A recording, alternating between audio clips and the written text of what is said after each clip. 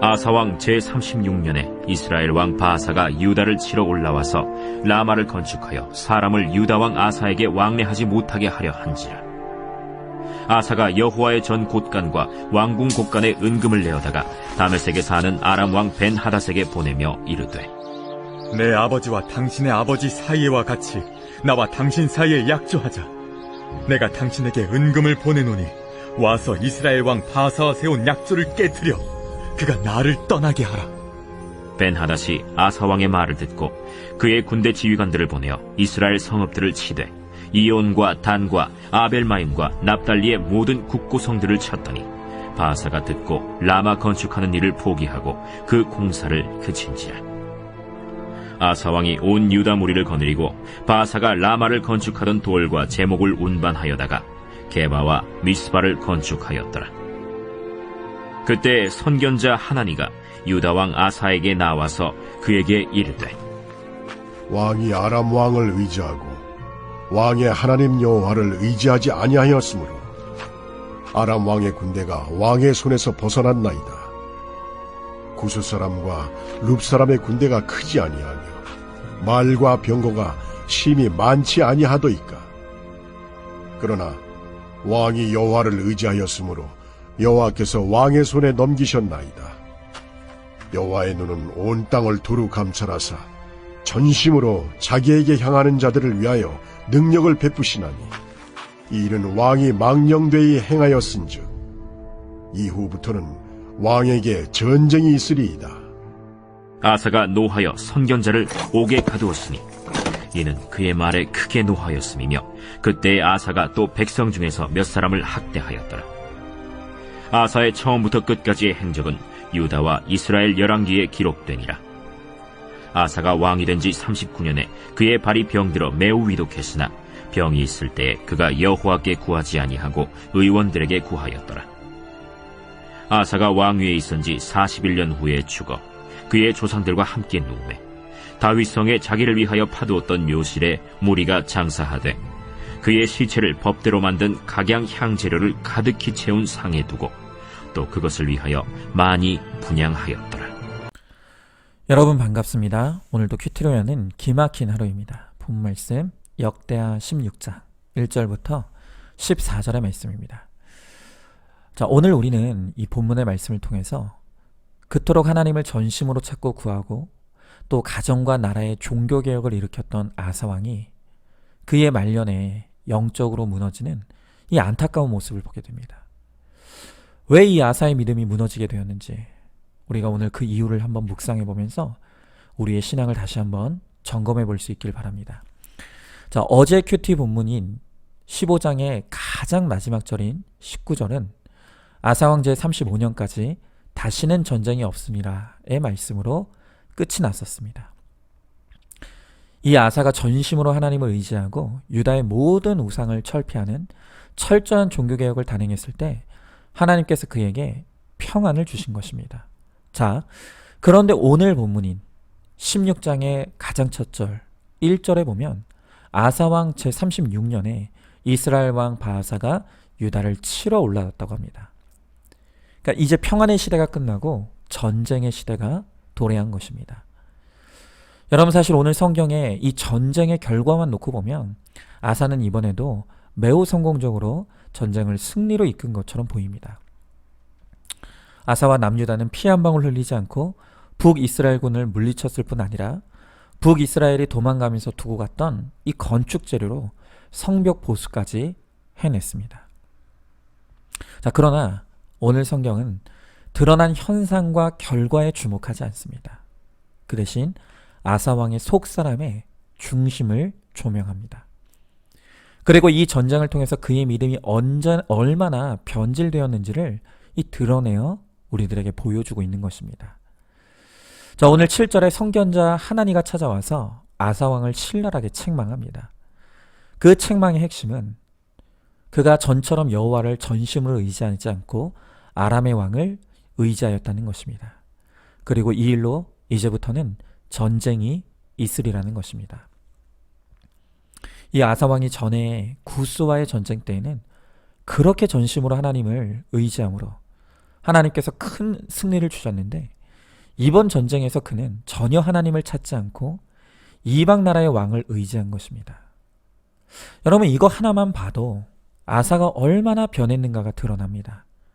자, 그런데 더 충격적인 것이 있죠. 그것은 이 선견자의 책망을 들은 아사의 반응입니다.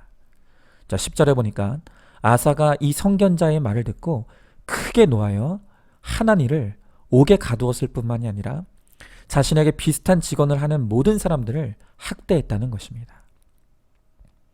여러분, 지금 이 아사의 모습을 보면 우리가 바로 어제까지 보았던 그 신실하고 믿음 좋던 아사는 이젠 도저히 찾아볼 수 없습니다.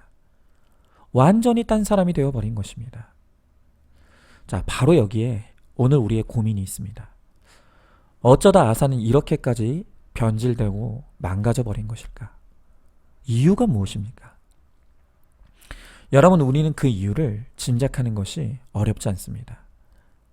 그가 이렇게 변질된 데에는 바로 그가 오랜 시간 동안 누린 평안에 바로 그 이유가 있었다는 것을 알 수 있습니다. 아사가 이 평안의 때를 누리면서 영적 자기관리에 완전히 실패한 것이 틀림없습니다. 여러분, 우리는 누구라고 할 것 없이 평안하고 안정된 삶을 원하죠. 그러나 반드시 기억할 것은 육신의 평안함이 우리의 영혼에는 치명적인 독이 될 수 있다는 것입니다. 육이 무너지면 영이 살지만 육이 살면 영이 무너집니다. 여러분, 이 영적 원리는 죄악된 몸을 입고 살아가는 우리가 평생 안고 가야 될 우리의 모순입니다. 여러분, 사람에게 언제 교만이 찾아오던가요? 우리가 실패하고 좌절하고 또 병드는 육이 무너지는 사건 가운데서 우리가 절대로 교만해질 수가 없습니다. 오히려 그때 우리는 저절로 곤고해지고 겸손해져서 하나님을 찾을 수밖에 없습니다. 그 공고한 때에는 은혜가 아니면 하루를 버틸 수 없기에 예배가 사모되어지고 기도가 저절로 터져 나오죠. 그러나 내 인생이 풀리기 시작하고 성공과 성취를 누리고 재물과 시간의 여유가 생기기 시작하면 바로 그때부터 우리에게 교만이 찾아오기 시작하는 것이죠. 여러분, 한번 다윗을 생각해 보시자고요. 다윗이 언제 넘어졌습니까? 다윗이 치열한 전쟁터의 한가운데 있을 때는 죄 지을 생각을 하지 못했습니다. 사울에게 쫓기고 있을 때에는 죄 지을 생각을 못했다는 것입니다. 그런데 나의 정적이 사라지고 또 전쟁에서 승기를 잡게 되면서 더 이상 전쟁터에 나갈 필요가 없어져 한가하게 왕궁을 거닐고 있을 때 바로 그때 다윗에게 죄가 들어온 것입니다. 여러분, 그래서 우리 그리스도인들은 언제나 정반대의 적용을 할 줄 알아야 됩니다. 다시 말하면 평안의 때가 바로 우리의 영혼의 위기의 때라는 것을 반드시 인식할 줄 알아야 됩니다. 여러분, 그래서 평안할수록 더 열심히 큐티하면서 마른 걸레에 물 한 방울 짜내는 심정으로 뇌제를 보고 모든 공예배와 모임에 참석하고 또 봉사하는 일에 내 몸과 시간을 들여야 합니다. 그렇게 해서라도 나태함과 죄에 빠질 틈을 주지 말아야 합니다. 여러분, 그렇지 않으면 평안의 때에 우리의 영적 관리에 성공하지 않으면 사탄은 반드시 내 육의 평안함을 틈타고 들어와 오늘 이 아사처럼 우리의 영혼을 순식간에 나태함과 게으름에 빠지게 만들고 죄악과 교만에 물들게 만드는 것입니다. 여러분, 이렇게 평안이 우리 몸에는 달게 느껴지지만 우리의 영혼은 치명적인 독이 됩니다. 그래서 하나님은 우리의 거룩을 위해 때에 맞는 고난으로 우리를 양육해 가시고 훈련해 가시는 것입니다. 여러분, 그래서 고난이 없는 것이야말로 진짜 고난이고 고난이 있는 것이 축복인 것을 우리는 믿어야 합니다. 평안의 때에 두려워할 줄 알고 고난의 때에 감사함으로 어떤 형편에서도 구원을 이루어가는 우리 모두가 될 수 있기를 바랍니다. 자, 질문해 봅니다. 지금 나에게 평안의 때가 찾아왔습니까? 그 육신의 평안함에 취해 내 영이 무너지고 있지는 않습니까? 고난이 없는 것이 고난이고 고난 있는 것이 축복임을 믿으시기 바랍니다. 자, 이제 다음으로 다시 10절을 보니까 이 선견자의 책망의 메시지를 들었던 아사가 그 말에 크게 놓아요 그를 옥에 가두었다고 합니다. 여러분, 제가 본 적은 없는 프로그램이지만 이 아내의 맛이라는 프로그램이 있는 것을 보았습니다. 자, 그런데 여러분, 이 성경에도 맛이 있다는 것을 알고 있습니까? 여러분, 이 말씀의 맛은 어떤 맛일까요? 여러분, 성경을 보면 하나님의 말씀은 두 가지 맛이 공존한다고 합니다. 요한계시록 10장 10절에 이런 말씀이 있습니다. 내가 천사의 손에서 작은 두루마리를 갖다 먹어버리니 내 입에는 꿀같이 다나 먹은 후에는 내 배에서는 쓰게 되더라. 자, 이 요한계시록의 저자인 사도 요한이 천사의 손에서 작은 두루마리를 먹게 되었다고 합니다. 여러분, 여기서 이 두루마리는 바로 하나님의 말씀이죠. 자, 그런데 그것을 먹었더니 처음에 입에서는 그 맛이 꿀같이 달았다고 합니다. 그런데 그 말씀을 삼켜 배에 들어가니 그때부터 그 맛이 쓰게 변했다는 것입니다. 자, 여러분, 이게 무슨 의미입니까? 그러니까 하나님의 말씀은 우리가 귀로 들을 때에는 참 달게 느껴진다는 것입니다. 여러분, 그렇지 않습니까? 성경 말씀이 구구절절이 얼마나 옳은 말씀입니까? 자, 우리가 가만히 앉아서 듣고만 있으면 참 좋은 말씀입니다. 그런데 그 말씀을 내 말씀으로 바꿔 그 말씀대로 믿고 살려고 하면 그때부터 그 말씀은 나에게 너무 쓴 말씀이 되더라는 것입니다. 여러분, 이 아사도 마찬가지입니다. 만약 오늘 이 책망의 말씀이 선견자 하나니의 책망의 말씀이 다른 사람을 향한 말씀이었다면 그가 그렇게 크게 노하지 않았을 것입니다. 아니, 오히려 동의했을 것입니다. 그렇지, 하나님 의지해야지. 내가 왕년에 진짜 좋은 믿음이었지. 그렇게 달게 들었을 것입니다. 그런데 이 책망의 말씀이 나를 향한 말씀이 되니 이 말씀이 너무 쓴 말씀이 된 것입니다. 그래서 끝내 그것을 삼키고 소화하지 못해서 그가 뱉어버린 것이죠. 여러분, 저도 그랬습니다. 제가 처음 구속사의 말씀을 듣게 되었을 때 그 말씀이 그렇게 꿀처럼 달게 느껴질 수가 없었습니다. 너무나 옳은 말씀이고 이것이야말로 요새 말로 이 찐 복음이라는 것이 너무 인정이 되었습니다. 자, 그런데 문제는 이렇게 들을 때는 좋았던 구속사의 복음을 우리 교회에 가져와서 전하려고 하니까 그때부터 그 말씀이 너무 쓰게 느껴지는 것입니다. 분명히 들을 때는 좋았습니다. 그런데 이 복음을 내가 목회하는 교회에 가져와서 내 설교로 전하려고 하는 그 순간부터 너무 써서 도저히 전할 수가 없었습니다. 그래서 저도 뱉어버렸습니다. 그래서 처음 큐티 목회를 시도했을 때는 제가 실패한 것입니다. 그러나 하나님은 저에게 고난의 사건을 허락하셔서 이 고난의 시간들을 통해 구속사의 말씀을 억지로라도 먹지 않으면 안 되게 하셨습니다. 그런데 쓰더라도 그렇게 억지로라도 먹었더니 그것을 소화해냈더니 그 말씀으로 제가 살아나는 것을 체험하게 된 것입니다. 쓰지만 그것을 삼켜 소화했더니 살아나는 체험을 하게 되면서부터 그때부터 4배에 쓴 이 구속사의 말씀을 저도 먹고 또 성도들에게도 나눠줄 수 있는 용기가 생겼습니다. 그리고 그랬더니 정말로 그 말씀을 통해 우리 모두가 함께 살아나는 은혜를 체험하게 된 것이죠. 여러분, 입에도 달고 배에도 단 말씀은 절대로 참된 하나님의 말씀이 아닙니다. 여러분, 그건 불량품이든지 짝퉁 복음일 뿐입니다. 진짜 복음, 참된 하나님의 말씀의 맛은 도저히 소화할 수 없을 만큼 너무너무 쓴 말씀입니다. 설교 말씀이 너무 쓰고 들려지는 간증이 너무 쓰고 공동체의 처방이 너무 써서 때로는 뱉어버리고 싶을 때가 있습니다. 그러나 그럼에도 불구하고 그것을 끝내 삼키고 소화해내면 반드시 그 말씀이 나를 살게 합니다. 나만 사는 것이 아니라 가정을 살리고 교회를 살립니다. 여러분, 그것을 믿고 오늘도 내게 주어진 이 쓴 말씀을 잘 먹고 소화시키고 살아내어서 나도 살고 다른 사람도 살려내는 생명의 사역을 이루어가는 우리 모두가 되기를 바랍니다.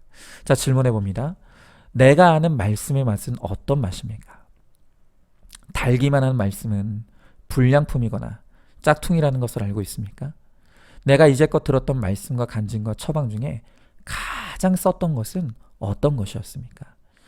지금 그것을 소화하기 싫어서 뱉어버리고 있지는 않습니까?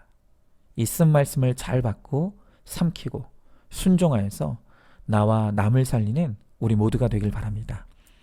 자, 이제 마지막으로 오늘 본문의 12절 말씀에 보니까 그가 결국 발에 병이 들어 매우 위독하였으나 그럼에도 불구하고 그가 끝내 여호와께 구하지 아니하고 의원들에게 구하였다고 합니다. 자, 여러분, 오늘 이 말씀을 잘 해석하고 적용해야 합니다. 이런 말씀을 잘못 해석하고 적용하는 사람들은 늘 이렇게 말합니다. 하나님을 믿는 사람들은 무조건 병원 가지 말고 믿음으로만 고쳐야 된다고. 병원 가는 사람은 믿음이 없는 사람이라고 정죄하는 것입니다.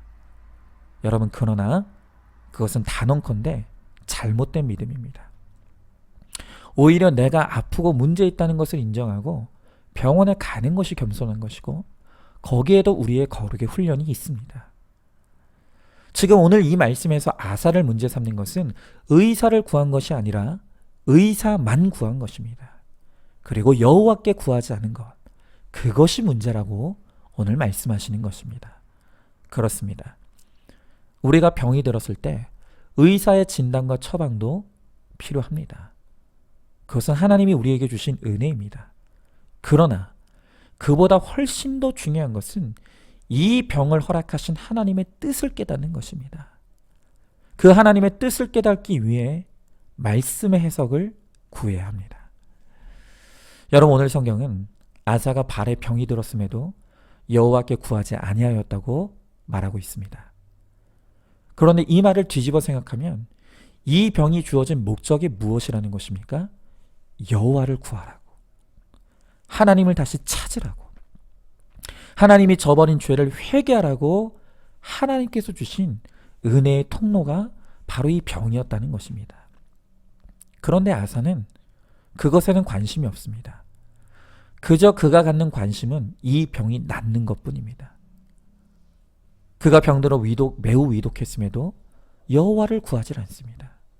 여러분, 생각해 보십시오. 이런 사람이 병이 나은들 그가 다시 찾은 건강으로 뭘 하겠습니까? 더 하나님을 저버리고 더 하나님을 멀리 도망갈 것이 이 뻔한 것이죠. 그래서 이 아사는 결국 육신도 망하고 영혼도 망하고 말았습니다.